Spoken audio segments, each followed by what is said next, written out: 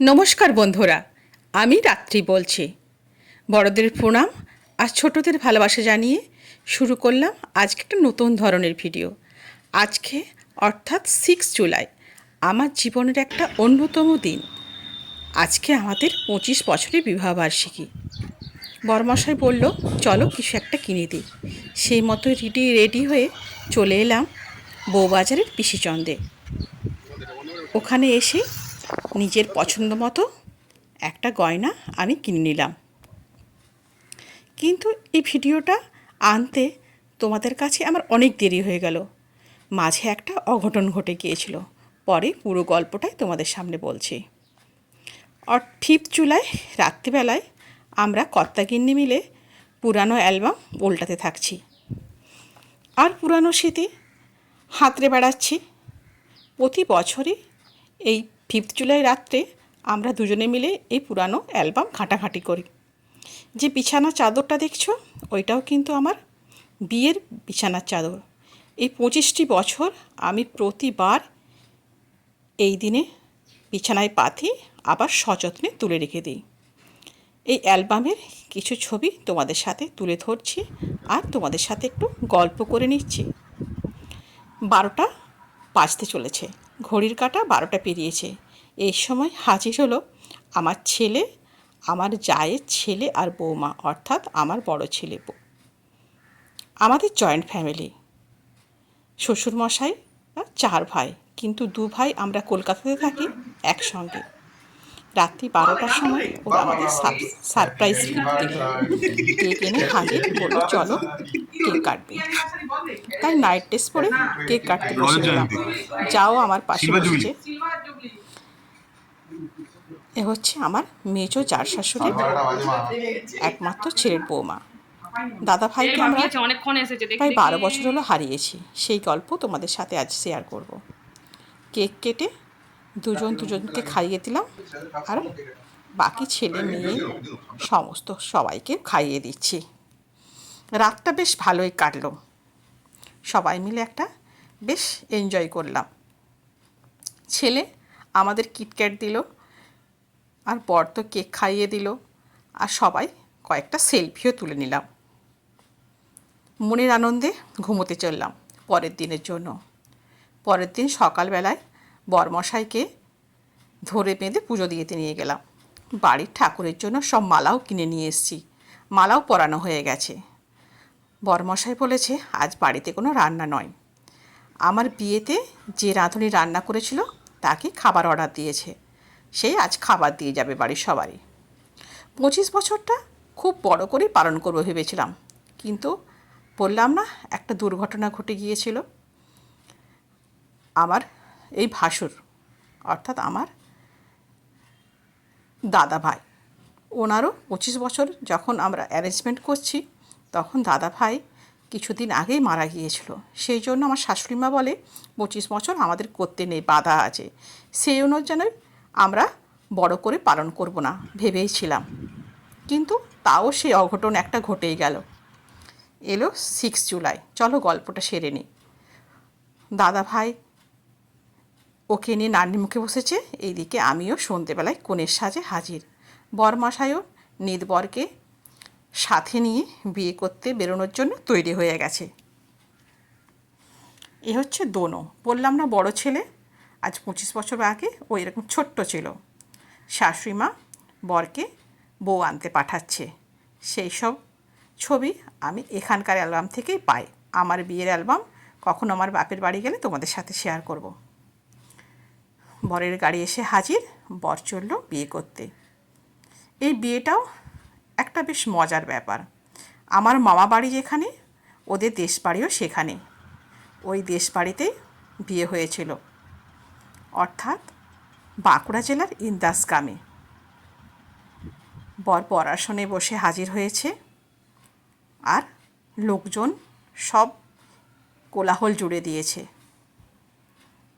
আমাদের আশীর্বাদী নাকি করতে নেই, বলে ছাদনাতলায় করতে হয়। সেই জন্য আগে বর যাওয়ার সঙ্গে সঙ্গে আশীর্বাদ পালা সারা হয়ে গেল। এনাকে দেখছেন, এ হচ্ছে আমার বড় জেঠুমশাই, অর্থাৎ আমার শ্বশুরমশাইয়ের বড়দা। ইনি হচ্ছে আমার বিয়ের ঘটক। সবাই নানা উপহার দিয়ে আমাকে আশীর্বাদ করে নিচ্ছে। আমিও খুব খুশি, বেশ নিত্য নতুন গয়না পাচ্ছি। জেঠু দিয়ে দিল হার, আমার শ্বশুরমশাই চুড়ি, নানা জন নানা উপহার দিয়ে আমাকে আশীর্বাদ করছে। এই যে পেছনে যাকে দেখছো, এ হচ্ছে আমার ছোটো মাসি পূর্ণিমা, আমার সাথে সবসময় ছিল। মা ছাদনাতলায় বসেছে, নানা বিয়ের নিয়মকানুন সেরে নিচ্ছে। আমার বরমশাইও বরাসন ছেড়ে এবার ছাদনাতলায় উপস্থিত। বিয়ের লগন চলে এসেছে, 12টার সময় বিয়ের লগন ছিল। আমাকেও তাই ওই সময়ে এখানে নিয়ে আসা হলো। এই ছাদনাতলা দেখছো, এটা কিন্তু আমার বরের বাড়িতেই বানানো। আমার মামার বাড়ির পাশেই আমার বরের বাড়ি, দেশ বাড়ি। যেহেতু আমার মামা বাড়িতে জায়গা অভাব, সেই কারণে ছাদনাতলাটাতে ওদের বাড়িতেই করা হয়েছিল। আমাদের কিন্তু অ্যারেঞ্জ ম্যারেজ, কোনো লাভ ম্যারেজ নয়। শুরু হলো হস্তবন্ধন। আমার বাবা মা যোগ্য মানুষটির হাতে আমার হাতে হাত দিয়েছিলেন। সেই জন্য এই 25 বছর ধরে এই অটুটভাবে আমার হাতটি আমার বরমশাই ধরে রেখেছেন।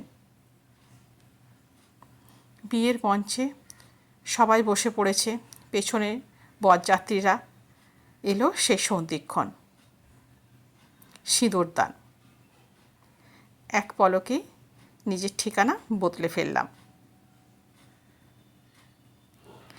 প্রতিটা মেয়ের জীবনে এরকম, আমরা এক জায়গায় বড় হই, আবার এক জায়গায় এসে নিজের সংসার গুছিয়ে আপন ঠিকানা ভুলে এই সংসারটাকে আমরা নিজের করে তুলি।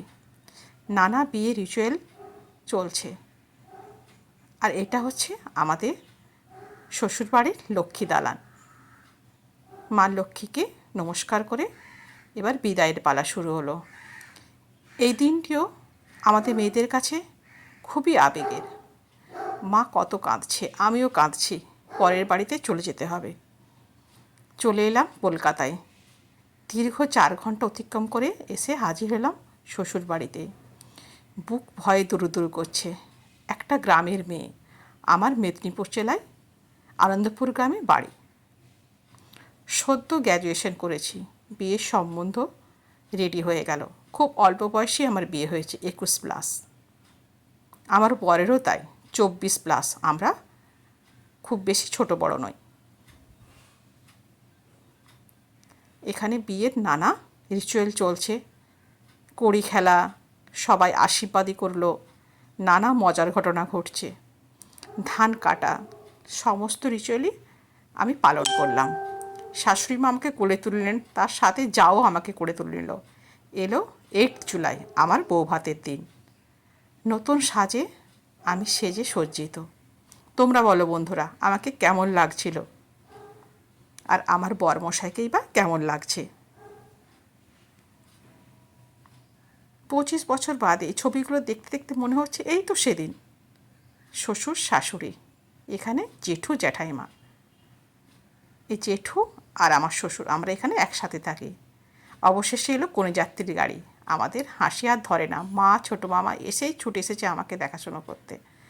আর এখানে যে কোলে আছে বর্ষাও আমার নিতকনে, এই দাদা ভাই, এই দিদি ভাই।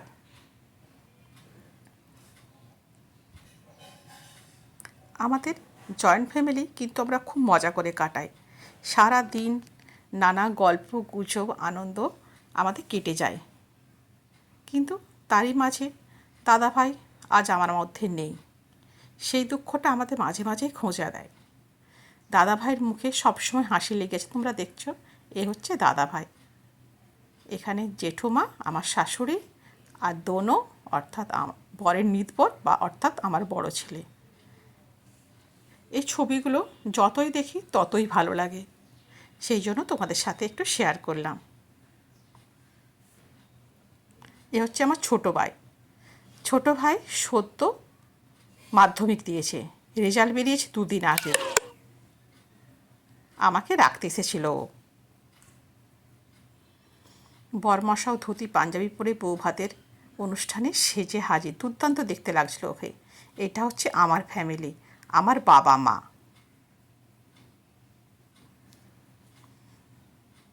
আমাকে নানা পোজে ছবি তোলানো হচ্ছে।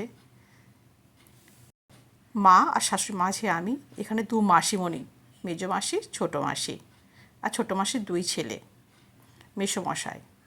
এখানে পেছনে যে দাঁড়িয়ে দেখছে সেটা আছে সাথী আছে, আর আমার সেজো কাকু রয়েছে। এ হচ্ছে আমার মেজো পিসি, এ হচ্ছে ছোটো পিসি আর ছোটো পিসেমশাই আর বর্ষা। দিদিভাইকে দুর্দান্ত লাগছিল বৌভাতের দিন। অবশেষে খাওয়া দাওয়া চললো, দুজনকে খাইয়ে দিলাম।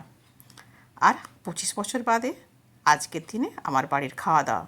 বললাম না, বিয়েতে যে রাঁধুনি রান্না করেছিল আমার বরমশাই, ওনাকে অর্ডার দিয়েছিলেন রান্না করে দেবার জন্য। এসেছিল চিকেন বিরিয়ানি, আর এসেছিল ভেটকি মাছের পাতুরি, মটন কোরমা। মাংসটা খেতে কিন্তু দুর্দান্ত হয়েছিল, দারুণ হয়েছিল বন্ধু। সব ঠিকঠাকই চলছিল। সাথে ছিল স্যালাড, আর ছিল আমের চাটনি। বৌমা আমাদের থালি সাজিয়ে খাবার খাইয়ে দিল, আর অবশ্যই ছিল গরম গরম মাছ ভাজা। এই পর্যন্ত সমস্ত কিছু ঠিক চলছিল। আমরা দুপুরবেলায় খাওয়া দাওয়া করে একটু রেডি হয়ে ভাবছিলাম বিকেলের দিকে একটু ঘুরে আসি। হঠাৎই আমার বর দেখলো আমার শ্বশুরমশাই উঠে বসে আছেন, কোমরে পেটে অসহ্য যন্ত্রণা। সেই কারণে আর রাতের কোনো কিছু অনুষ্ঠান হয়নি, আর তোমাদের সাথে কোনো কিছু এতদিন ধরে শেয়ার করতেও পারিনি। শ্বশুরমশাইকে সাথে সাথেই অ্যাডমিশন করতে হলো নার্সিংহোমে। ওনাকে নিয়ে 1 সপ্তাহ চললো আমাদের টানাপোড়েন। অবশেষে ঠাকুরের অশেষ কৃপায় উনি সুস্থ হয়ে উঠেছেন। বাড়িতেও নিয়ে এসেছি। আজকে 13ই জুলাই আমার জন্মদিন। ওই দিনই ভিডিওটা ভয়েস দিচ্ছি, আর ভাবলাম তোমাদের সাথে শেয়ার করি। বরমশাই এই টাই চেনটা আমাকে উপহার দিয়েছিল। বন্ধুরা অবশ্যই বলবে কিন্তু কেমন হয়েছিল আমার 25 বছর বিবাহবার্ষিকীর এই সামান্য উপহার। তোমাদের ভালো লাগলে অবশ্যই কমেন্ট করো। আর বরমশাইয়ের জন্য শ্বশুরমশাই কিনে নিয়ে এসেছিল একটা রিং। ভেবেছিলাম ওই দিন সন্ধেবেলায় ও আমাকে চেনটা পরিয়ে দেবে, আমি আংটিটা ওকে পরিয়ে দেবো, কিন্তু সেই সব অনুষ্ঠান আর কিছুই হয়নি। উপহারের জায়গায় রয়ে গেছে। যেহেতু আর মন একদম ভালো ছিল না শ্বশুরমশাইকে ভর্তি করে আসার পরে, সেই কারণে আর এইগুলো কোনো কিছুই আমরা পালন করিনি, রেখে দিয়েছি। আবার কোনো না কোনো একদিন আমরা এটা পরে নেব। আর এই বিছানা চাদরটা বললাম না, এই 25 বছর ধরে আমি সযত্নে তুলে রেখেছি। প্রতি বছর আমি এই 6 জুলাই এটা আমি বিছানায় পাতি, কয়েকদিনের জন্য আবার কাচিয়ে তুলে নিই। আর যে শাড়িটা পরেছি এটা আমার আমার জেঠু শ্বশুরের হাত দিয়ে আমাকে উপহার দিয়েছে। খুব সুন্দর শাড়িটা, আমার খুব পছন্দও হয়েছিল।